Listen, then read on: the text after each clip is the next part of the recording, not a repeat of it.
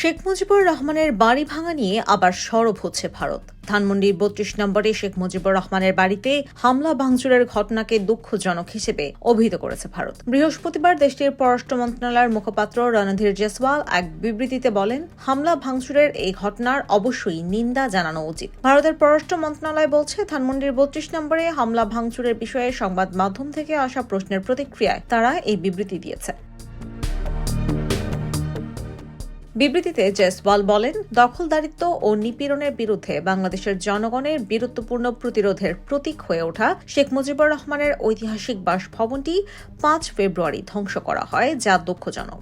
বাঙালির পরিচয় গড়ে দেওয়ার স্বাধীনতা সংগ্রামের মূল্য যারা দেন এবং এই নিয়ে যারা গর্ববোধ করেন, তাদের প্রত্যেকেই এই বাসভবনের গুরুত্ব বোঝেন। এদিকে দিল্লি থেকে ক্ষমতাচ্যুত শেখ হাসিনার দেয়া বক্তব্যকে মিথ্যা ও উস্কানিমূলক অভিহিত করে এই ঘটনায় এদিন ঢাকায় ভারতের শীর্ষ কূটনীতিককে তলব করে বাংলাদেশ পররাষ্ট্র মন্ত্রণালয়। ঢাকায় ভারপ্রাপ্ত হাই কমিশনারকে তলব করে প্রতিবাদপত্র হস্তান্তরের কথা পরে ব্রিফিংয়ে তুলে ধরেন পররাষ্ট্র উপদেষ্টা তৌহিদ হোসেন। পররাষ্ট্র মন্ত্রণালয়ে সাংবাদিকদের প্রশ্নের উত্তরে তিনি বলেন, ভারতকে তারা লিখিতভাবে অনুরোধ করেছেন যে শেখ হাসিনাকে বিরত রাখার জন্য, যাতে করে উনি এই ধরনের বক্তব্য বিবৃতি না দেন। এটি বাংলাদেশের বিপক্ষে যাচ্ছে। প্রতিবাদ পাঠানোর কারণ হিসেবে উপদেষ্টা বলেন, কারণ তার এইসব বক্তব্য প্রধানতই মিথ্যা। তিনি উল্লেখ করেছেন, সেটা অস্থিতিশীলতার উস্কানি দিচ্ছে বাংলাদেশে। এ কারণে বলেছেন, এই চর্চা বন্ধ করার জন্য তারা যেন ব্যবস্থা নেন। শেখ হাসিনার সরকার পতনের ৬ মাস পূর্ণ হয় বুধবার। এর মধ্যে আওয়ামী লীগ ঘোষণা দেয় রাতে ভার্চুয়াল এক অনুষ্ঠানে ভাষণ দেবেন তাদের নেত্রী শেখ হাসিনা, যিনি ৫ আগস্ট পালিয়ে যাওয়ার পর থেকে ভারতের দিল্লিতে আছেন।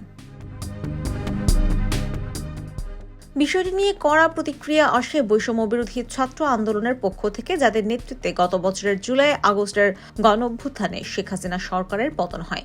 সংগঠনের আহ্বায়ক হাসনাত আবদুল্লাহ বলেন, হাসিনাকে বক্তব্য প্রকাশের সুযোগ দেয়াকে বাংলাদেশের ফ্যাসিবাদ বিরোধী জনগণের বিরুদ্ধে ভারতের যুদ্ধ হিসেবে দেখেন। এর আগে আলোচিত কন্টেন্ট ক্রিয়েটর ইলিয়াস হোসাইন ও পিনাকি ভট্টাচার্য ফেসবুকে ধানমন্ডি ৩২ অভিমুখে বুলডোজার মিছিল ঘোষণা করেন। সেই আহ্বানে রাত ৮টা থেকে বিপুল সংখ্যক মানুষ ধানমন্ডির ৩২ নম্বর সড়কে জড়ো হয়। এক পর্যায়ে জনতা গেট ভেঙে ভেতরে ঢুকে ভাঙচুর শুরু করে তারা।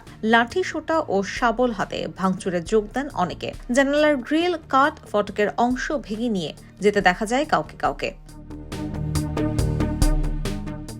অনেক ইতিহাসের সাক্ষী ওই বাড়িতে গত বছর ৫ আগস্ট শেখ হাসিনার পতনের দিন আগুন দেওয়া হয়েছিল। বুধবার ব্যাপক ভাঙচুরের পর ভেতরে পোড়ার মতো যা কিছু আছে তাতে ফের আগুন দেওয়া হয়। এসব কর্মসূচির কারণে ধানমন্ডি এলাকার নিরাপত্তা বাড়ানোর কথা বলা হলেও রাতে রাস্তার উপর দুটো পুলিশ ভ্যান ছাড়া আইনশৃঙ্খলা রক্ষাকারী বাহিনীর তেমন কোনো অবস্থান দেখা যায়নি। IBTV USA news desk.